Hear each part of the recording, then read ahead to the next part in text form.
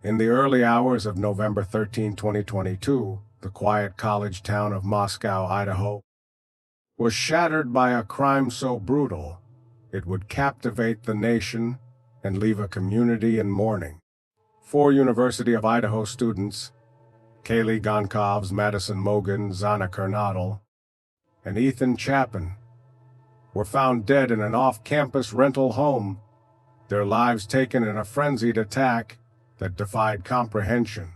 The suspect, Bryan Kohberger, a criminology doctoral student at nearby Washington State University, would later plead guilty to their murders, revealing a chilling sequence of events that culminated in a particularly violent assault on Xana Kernodle, who suffered over 50 stab wounds, many of them defensive, in a desperate struggle for her life. The house at 1122 King Road was a typical college rental, a 3-story structure perched on a hillside in Moscow, a town that hadn't seen a homicide in nearly a decade.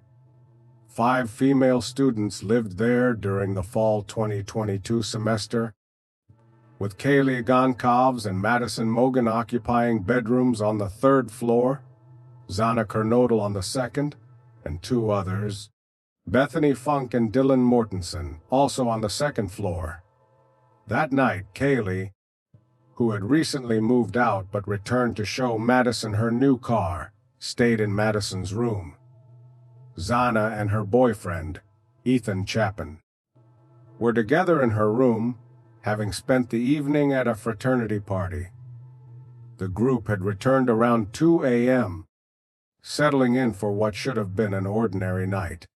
Around 4 a.m., a figure dressed in dark clothing and a mask entered the home through a sliding door at the back of the house. This was Bryan Kohberger, a 28-year-old student whose academic focus on crime scenes and criminal behavior belied the horror he would unleash. Prosecutors later detailed how Kohberger, armed with a large military-style knife, moved methodically through the house. He climbed to the 3rd floor first, where he encountered Madison Mogen and Kaylee Goncalves. The 2 friends, likely asleep or just stirring, were stabbed multiple times. Blood spattered the walls, and a tan leather knife sheath was left behind on the bed next to Madison's body. A critical piece of evidence that would later tie Kohberger to the crime. The sheath contained DNA from a single male, later matched to Kohberger through genetic genealogy, and a sample from his family's trash in Pennsylvania. As Kohberger descended to the 2nd floor, he crossed paths with Xana Kernodle, who was still awake, having just received a DoorDash order. What followed was a violent confrontation. Xana, 20 years old and known for her strong-willed and independent spirit, fought back with everything she had. Autopsy reports, released after Kohberger's sentencing on July 23, 2025, revealed the extent of her struggle over 50 stab wounds, many defensive, marked her body. Her hands bore deep gashes, evidence of her attempts to fend off the blade. Blood was smeared across her bedroom, cast off on the walls and dried on her face and body. A forensic pathologist noted fatal injuries to her right lung and heart, underscoring the ferocity of the attack. Some reports suggest Xana was first stabbed in the stairwell, fleeing toward her room in a desperate bid for safety, only for Kohberger to catch up and continue his assault. In the same room, Ethan Chapin, Xana's boyfriend, was asleep. Kohberger turned the knife on him, delivering a fatal stab wound that severed his jugular vein. Ethan, like Madison and Kaylee, died from sharp force injuries. His life ended before he could react. Kaylee Goncalves suffered additional blunt force injuries and suffocation, her face so disfigured by the attack that authorities described her as unrecognizable. The brutality of the killings, particularly the relentless assault on Xana, painted a picture of a crime driven by an incomprehensible rage or calculation. Though Kohberger has never revealed a motive, the two surviving roommates, Bethany Funk and Dylan Mortensen, were spared.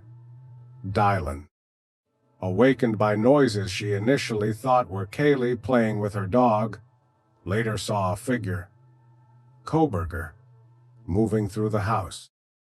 Frozen in fear and possibly intoxicated, she and Bethany locked themselves in a bedroom, waiting hours before summoning friends and eventually calling 911. When police arrived, they found a scene of unimaginable carnage. 4 young lives extinguished, walls spattered with blood, and a community forever changed. For weeks, Moscow reeled as fear gripped the town. The lack of an immediate suspect fueled speculation and panic, with online sleuths and the public dissecting every detail. Investigators, meanwhile, worked tirelessly, combing through thousands of tips, surveillance footage, and cell phone data. A white Hyundai Elantra, captured on cameras near the house multiple times that night, became a focal point. The car, later identified as Kohberger's, was seen performing a 3-point turn near the residence at 4:04 a.m. Cell phone records placed Kohberger in the area, showing he had visited the neighborhood at least a dozen times before the murders. The breakthrough came with the knife sheath's DNA, which didn't match any profiles in the FBI database, but led investigators to Kohberger through public ancestry websites. By December 30, 2022, he was arrested at his parents' home in Pennsylvania, where authorities found him meticulously bagging trash, possibly to conceal evidence. Kohberger's background added a layer of intrigue to the case.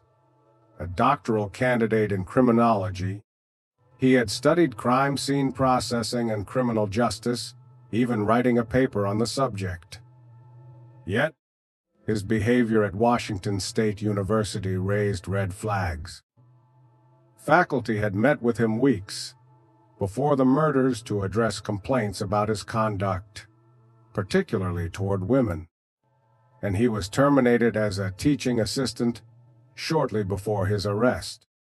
Diagnosed with autism spectrum disorder and obsessive-compulsive disorder, Kohberger's mental health challenges were noted by his defense, who unsuccessfully argued against the death penalty on these grounds. The legal proceedings were fraught with emotion. Kohberger initially pleaded not guilty, and his trial was set for August 2025. However, on July 2, 2025, he accepted a plea deal, admitting to 4 counts of first-degree murder and 1 count of burglary in exchange for avoiding the death penalty.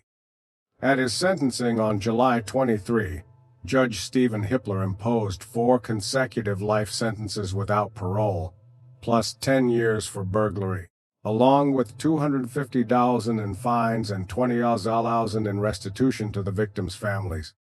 A 9-year no-contact order barred Kohberger from reaching out to the families. During the hearing, he declined to speak, prompting cries of "coward" from the gallery. Victim impact statements, delivered by loved ones including Dylan Mortensen and Xana's mother and aunt, laid bare the devastation left in his wake. He didn't just take their lives, he took the light, Dylan said, her voice breaking. The family's reactions to the plea deal were mixed.